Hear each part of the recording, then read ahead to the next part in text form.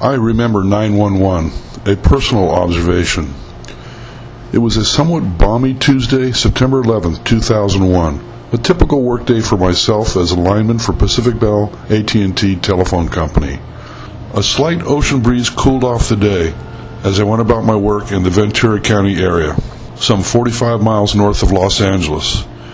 My work included maintaining the vital data telephone lines that fed the Fillmore VOR, a major radio beacon for all flights entering the Southern California airspace from the Far East, Hawaii, the North, and the Northwest. A steady stream of hundreds and hundreds of commercial, executive, and private small aircraft would funnel through the Fillmore VOR at varying altitudes and speeds to be directed to over 70 airports in the Southern California area. The phone lines fed data to and from the Fillmore VOR to the various air traffic control facilities from Palmdale to San Diego. The data was the aircraft information that the air controllers would see on their radar screens. Vital information, to say the least. My usual morning routine was interrupted at my daily visit to the Egg House, my breakfast stop, before I started my shift. Upon arriving there, the only television monitor in the breakfast house was surrounded by patrons and staff. I only saw a fuzzy image of 2 skyscrapers, nothing more. Suddenly, a collective gasp from the audience that had gathered around the monitor was heard.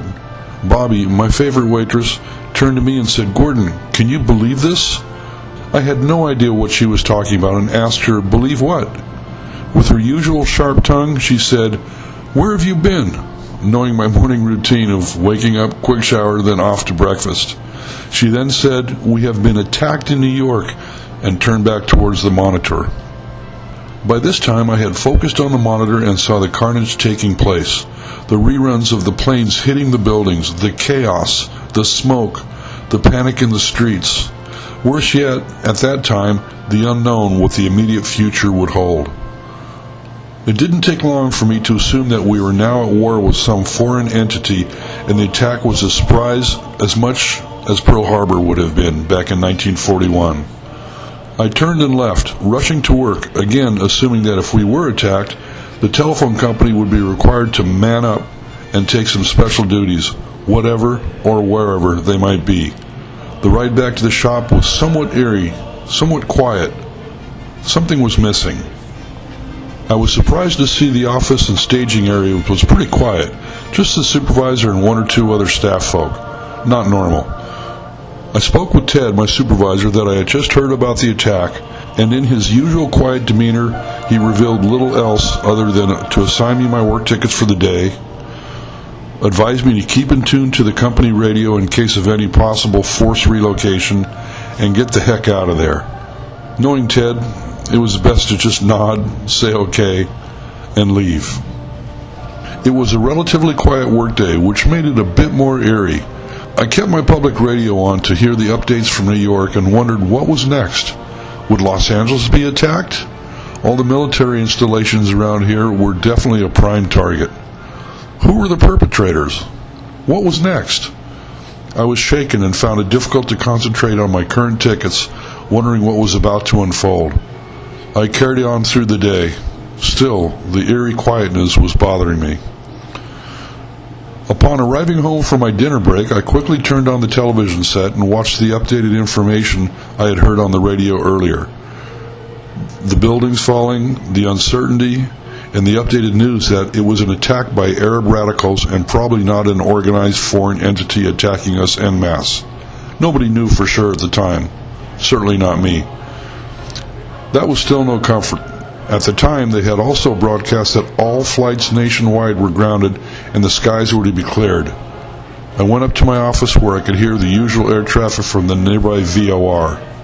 I now knew why it was so quiet in town during the day.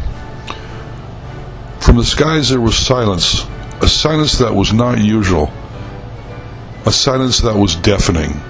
Hundreds and hundreds of planes would cross over the VOR and throttle down to 230 knots from their usual airspeed as they entered the extremely busy Southern California airspace.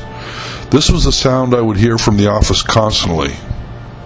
What else was unusual was the frequent military jet flyovers scanning the skies for any enemy attacks.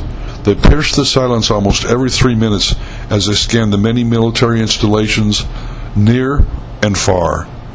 Southern California is a major military-industrial might, and particularly in my area, installations from Point Mugu Naval Air Station, the Pacific Missile Test Range, and Vandenberg Air Force Base dotted the shoreline. The days passed and the situation calmed somewhat. We were not under attack, but the planes were still grounded. Again, the daily silence was deafening.